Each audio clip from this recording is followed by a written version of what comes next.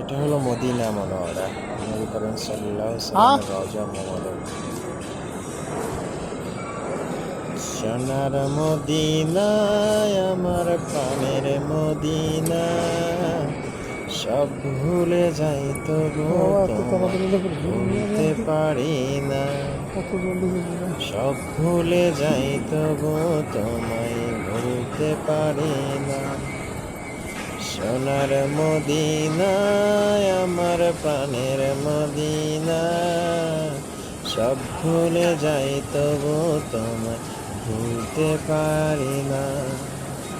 সব ভুলে যাই তবু তোমায় ভুলতে পারি না।